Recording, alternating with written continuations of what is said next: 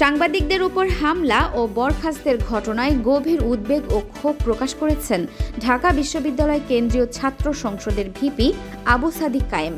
রোববার ১৯ অক্টোবর রাতে নিজের ভেরিফাইড ফেসবুক অ্যাকাউন্টে এক পোস্টে তিনি এই উদ্বেগ জানান।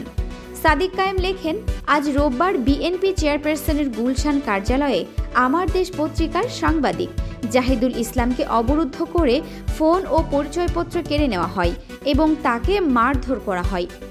তিনি এই ঘটনায় তীব্র নিন্দা জানিয়ে বলেন, সাংবাদিক ও গণমাধ্যমের ওপর এই ধরনের নগ্ন হস্তক্ষেপ গণতন্ত্র ও মুক্ত মতচর্চার জন্য হুমকিস্বরূপ।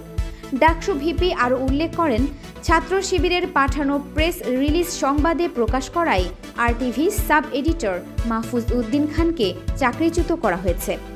সাদিক কায়েম ফেসবুক পোস্টে তার দাবি, গত ৫ আগস্টের পর থেকে বিএনপি নেতা AKM ওয়াহিদুজ্জামান অ্যাপোলো আরটিভির নিয়ন্ত্রণ নেন। তার নির্দেশেই মাহফুজ উদ্দিনকে বরখাস্ত করা হয়েছে বলে অভিযোগ উঠেছে। ফেসবুক পোস্টে তিনি লেখেন, তথ্য ও মত প্রকাশের যে স্বাধীনতার জন্য আমরা এত রক্ত দিলাম, সেই আত্মত্যাগকে বৃদ্ধাঙ্গুলি দেখিয়ে রাজনৈতিক পক্ষপাতদুষ্ট আচরণ ও সাংবাদিকদের শত্রু মনে করার ফ্যাসিবাদী সংস্কৃতি ফিরিয়ে আনার মাধ্যমে পুনরায় গণমাধ্যমের কণ্ঠরোধের অপপ্রয়াস চলছে। সাদিক কায়েম সতর্ক করে বলেন, আওয়ামী লীগের ফেলে যাওয়া উচ্ছিষ্ট ফ্যাসিবাদী সংস্কৃতির হাল ধরার চেষ্টা যে বা যারাই করবেন, নতুন প্রজন্মের কাছে তারা দেশ ও গণতন্ত্রের শত্রু হিসেবেই বিবেচিত হবেন।